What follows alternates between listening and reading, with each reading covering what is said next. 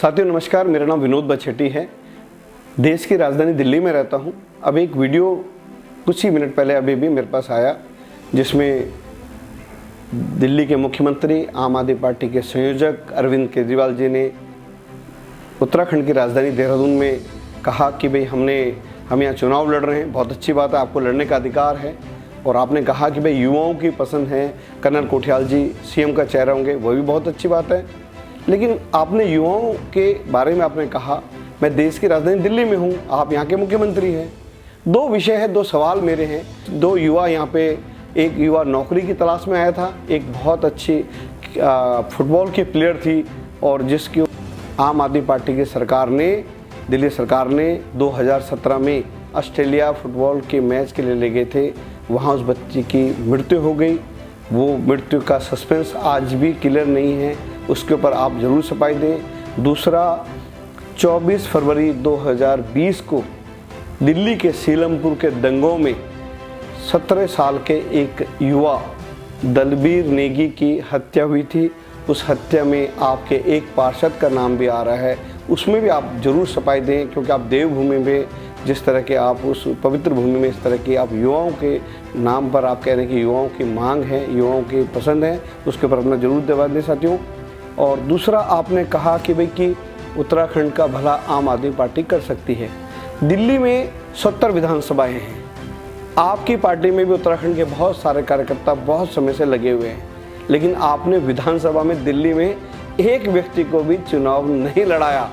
मैं क्या समझूं कि आपको उत्तराखंड के लोगों पे विश्वास नहीं है, या उत्तराखंड का जो कार्यकर्ता आम आदमी पार्टी में काम करता है वो काबिल नहीं है, या उसके ऊपर आपको शक है, इसका भी आप ज़रूर जवाब दीजिएगा साथियों।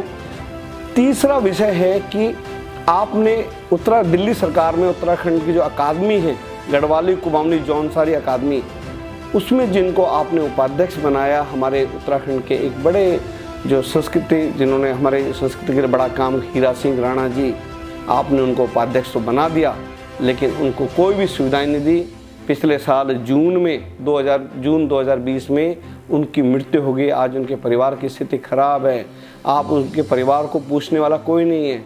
और आज अगर वो किसी अन्य समाज से होते तो आज 1 करोड़ रुपए का चेक आप उस परिवार को दे के आते। ये भी एक सवाल है आपसे केजरीवाल जी। और दूसरा, आप देवभूमि की बात की, आपने कहा कि भाई हम इसको हिंदू नगरी बनाएंगे, इसको देव नगरी मतलब तीर्थ स्थल का प्रदेश बनाएंगे। आपके सोशल मीडिया पे, आम आदमी पार्टी के सोशल मीडिया पे अभी कुछ समय पहले दिल्ली के जो कूड़े का पर्वत है गाजीपुर के, उसकी तुलना आपने कहा कि जैसे नंदा देवी का जो पर्वत है, वो कूड़े का जो ढेर है गाजीपुर में, उसकी तुलना आप कर रहे हैं। ऐसे अनेकों आप समय समय पे उत्तराखंड के लोगों को, वहाँ के तीर्थ स्थलों का आप अपमान करते हैं। केजरीवाल जी, इस बात का आप जवाब दें। एक और है, अभी 1 महीने पहले आपकी राष्ट्रीय प्रवक्ता उमा सिसोदिया जी ने एक उदाहरण के रूप में कहा कि उत्तराखंड के लोग हमेशा ऐसा कहा कि केंद्र की तरफ नज़र उठा के रखते हैं। और उन्होंने जो उदाहरण पेश किया, उन्होंने कहा कि एक होटल के आगे जब लोग बाहर निकलते हैं तो सामने खड़े हुए कुत्ते जिस तरह से नज़र लगाते हैं कि कोई अंदर से आने वाला आदमी या कोई भी जो आएंगे वो एक रोटी का टुकड़ा डालेंगे, इस तरह की तुलना उन्होंने कहा कि भाई उत्तराखंड के लोग हमेशा कुत्तों की तरह मुंह उठा कर रहते हैं कि भाई कोई हमारे पर टुकड़ा फेंकेंगे। ये भी बड़े शर्म की बात है। इसके ऊपर आपका क्या कहना है?